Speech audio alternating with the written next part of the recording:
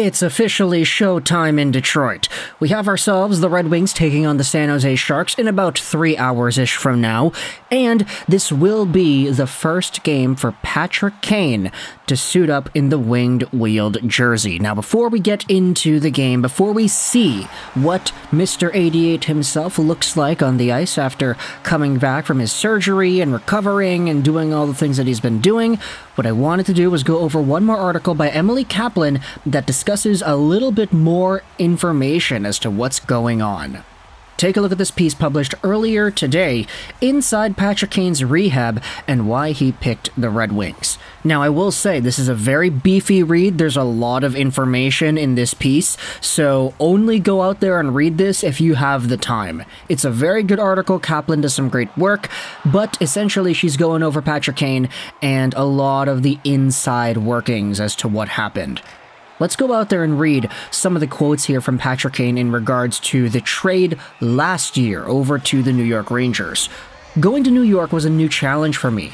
I was really excited about it, but it didn't really go the way I expected or the way the team expected. I figured at that point it was probably time to do something to give myself a chance to get back to a high level, almost more mentally rather than physically. I don't want to say I was miserable, but I was thinking about my hip every day. Kane was willing to tear it all down, opting for a procedure with little proof of concept in the NHL, powering through 116 treatment sessions to relearn movement patterns, and risky would be an understatement.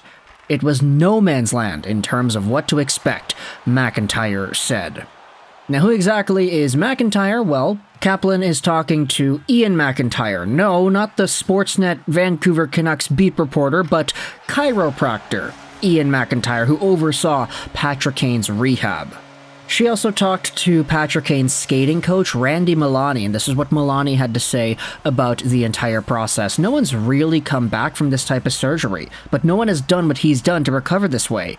Right now, he's moving better now than he was a few years ago. It's crazy. I truly believe he's going to shock the world. It's going to be unreal. And if Patrick Kane is going out there and moving better now than he has been a few years ago, then there's no real telling as to how far he can go.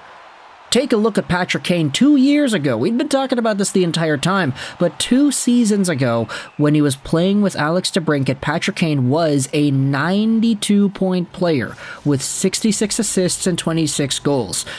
That was the time frame where he was over a point per game consistently. He had multiple 100-point seasons, and if you're telling me that he's moving better now than he was back then, there's no telling how exactly the ceiling could be defined for Patrick Kane. Now, of course, this is literally just his skating coach going out there and saying whatever it is to get the quote. Like, I'm not going to go out there and say that it should be 100% believed, but at the end of the day, this is one person's opinion that is close to the situation, so, I mean, we gotta go out there and have at least some sort of hope, right? Not even to say that Patrick Kane is guaranteed to being good or to being bad or whatever, it's just having this amount of hype behind the player. That hasn't happened with the Nick Backstroms of the world. It didn't happen with Joe Volkop. It didn't happen with Ryan Kessler. It didn't happen with the other guys who had this same surgery be applied to them. So, Patrick Kane, as the article states, sure, nobody has ever come back from this surgery, but no one has ever tried to recover from this surgery in the same way. Take a look at what Kane said in regards to when his hip began bothering him. It was around the 2020 NHL bubble, and only got worse since then. Kane's crossover, left to right, was pretty much non-existent, he said. By last season, those close to Kane described him as essentially playing on one leg. Anytime I would take a hit on the right side of the hip, the joint would kind of compress and it would feel basically like bone on bone. Ay, that sounds really painful, Kane said. So your leg, shuts down for 30 or 45 seconds. It's just painful, right? You're almost playing the game not to get hit, which you can't do in this league. He said he was reluctant to have the surgery because he loved the game too much. He couldn't imagine taking any time away.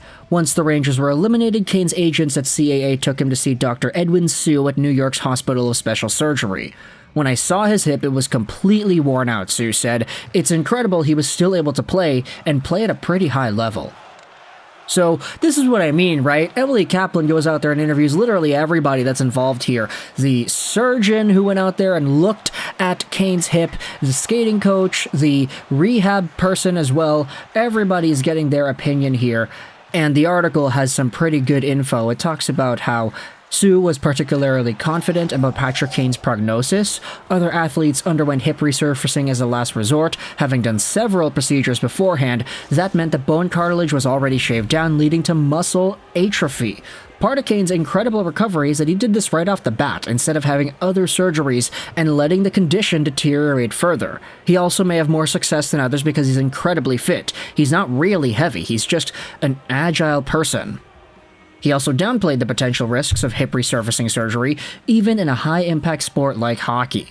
The only thing holding this artificial hip in place is the joint capsule, the tissue and muscle force. So it would have to be really unusual, but you could imagine some sort of collision where the leg is basically torqued in a way that pulls it out of the socket. That would definitely be worrisome, but hockey I don't think is a high risk. I'm more worried about football because of the pylons.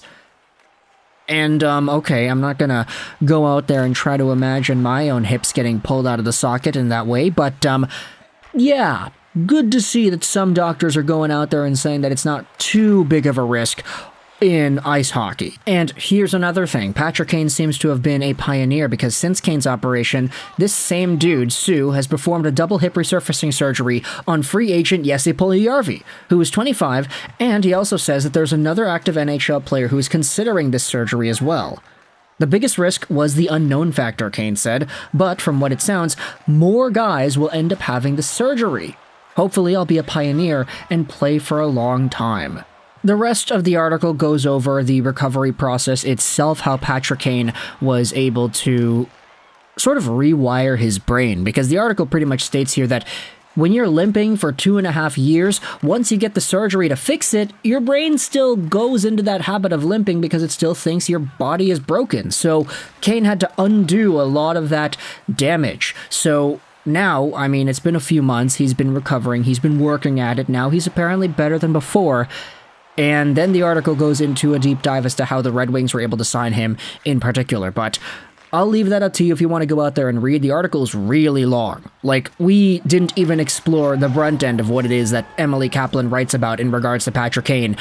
But at the end of the day, I mean, when it comes to everything we're seeing, there is no reason to go out there and doubt based off of what everybody around Patrick Kane is saying. Now, of course, that is Patrick Kane's people.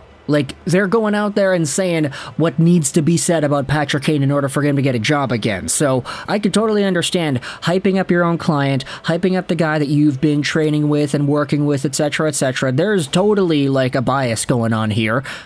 But at the end of the day, the comments they're making, these are the comments you want to hear. So I don't know, man. We'll see. The Red Wings already have the money line for tonight's game against the Sharks in the bag. Now you're adding Patrick Kane with Alex DeBrincat on top of that? Like, I don't know. We might need to make a video about what happens afterwards, but I have ball hockey later tonight, so I don't know if I'm going to be free. So, yeah, tough decisions, right? Depending on how everything goes, we'll see what happens. But for now, Patrick Kane is looking pretty good.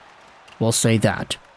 There was a reason the Red Wings also were super high on him too, right? I mean, Steve Yzerman, the entire Red Wings coaching, medical staff, they all looked at him, they all analyzed him, and they all deemed that he was all right. So let me know your thoughts in the comment section below about Patrick Kane, the new information we have gotten as to how everything came about, and how excited you are to see Showtime 88 in the winged wheel against San Jose later tonight. Let me know your thoughts in the comment section below. I hope you enjoyed this video. And bye.